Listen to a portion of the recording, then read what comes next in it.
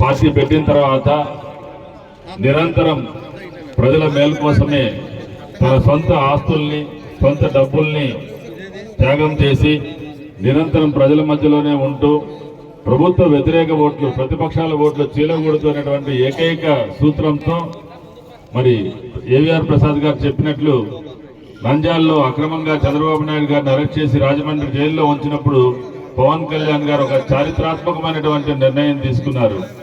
కలిసి పోటీ చేయాలన్నటువంటి నిర్ణయాన్ని వెంటనే అక్కడ ప్రకటించడం, మొత్తం తెలుగుదేశం జనసేన కలిసి పోటీ చేస్తుందన్నటువంటి విషయం తెలుగు రాష్ట్రంలో ఉన్నటువంటి ప్రజలందరిలో ఒక గొప్ప ఆశను రేకెత్తించింది ఆ సమయంలో.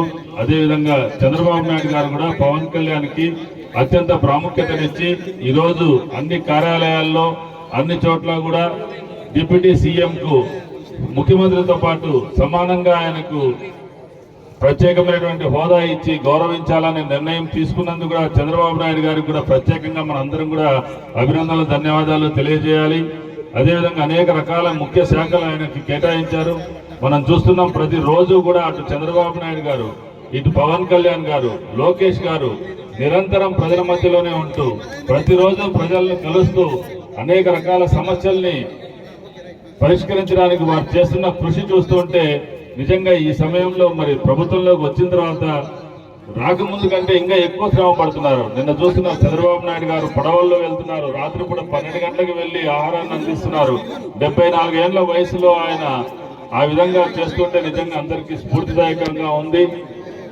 చంద్రబాబు నాయుడు గారు అగ్ని అయితే పవన్ కళ్యాణ్ ఒక వాయువు, అగ్నికి వాయువు తోడైతే ఏ విధంగా ఉంటుందో ఆ విధంగా ఒక ప్రపంచనాన్ని సృష్టించి రాష్ట్రంలో మరి దేశంలో ఎప్పుడూ ఎరగనటువంటి విధంగా అత్యంత తక్కువ ప్రతిపక్ష సీట్లకు కుదించి వేసి వైసీపీ పార్టీని అద్భుత విజయాన్ని కూటమికి సాధించినటువంటి చంద్రబాబు నాయుడు గారు, పవన్ కళ్యాణ్ గారు ఈరోజు రాష్ట్రాన్ని అన్ని రకాలుగా అభివృద్ధి చేసి ముందుకు తీసుకెళ్ళడానికి కంకణం కట్టుకున్నారు.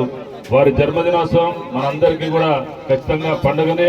అదేవిధంగా ఈ సందర్భంగా జనసైనికులు అదేవిధంగా పవన్ కళ్యాణ్ అభిమానులు అనేక రకాలైనటువంటి సేవా కార్యక్రమాలను కూడా చేస్తున్నారు. రక్తదాన శిబిరాలను నిర్వహిస్తున్నారు, అన్నదాన కార్యక్రమాలు నిర్వహిస్తున్నారు. సేవకు ప్రతిరూపం పవన్ కళ్యాణ్ గారు. అదేవిధంగా వారి సోదరులు చిరంజీవి గారు కూడా అంతే, సేవకు ప్రతిరూపం. బ్లడ్ బ్యాంకును పెట్టారు, ఐ బ్యాంకును పెట్టారు. అనేక రకాలైనటువంటి సేవా కార్యక్రమాలకి వారిద్దరూ కూడా చేసినటువంటి స్ఫూర్తి చాలా ఎక్కువగా ఉంది. వారి స్ఫూర్తితో భవిష్యత్తులో జనసేన తెలుగుదేశం పార్టీ కూటమి భవిష్యత్తులో అన్ని ఎన్నికల్లో కూడా అద్భుత విజయాలు సాధించి మరొక 20 ఏళ్ల పాటు ఈ రాష్ట్రాన్ని దేశంలోనే మొట్టమొదటి రాష్ట్రంగా తీసుకెళ్ళడానికి చంద్రబాబు నాయుడు గారు, పవన్ కళ్యాణ్ గారు కంకణం కట్టుకున్నారు. వారికి యువనేత లోకేష్ గారు వారి వెంట ఉన్నారు. కాబట్టి వీళ్ళు ముగ్గురి నేతృత్వంలో మన ఆంధ్రప్రదేశ్ ఖచ్చితంగా అగ్ర రాష్ట్రంగా తీర్చిదిద్దబడుతుందన్నలో సందేహం లేదు.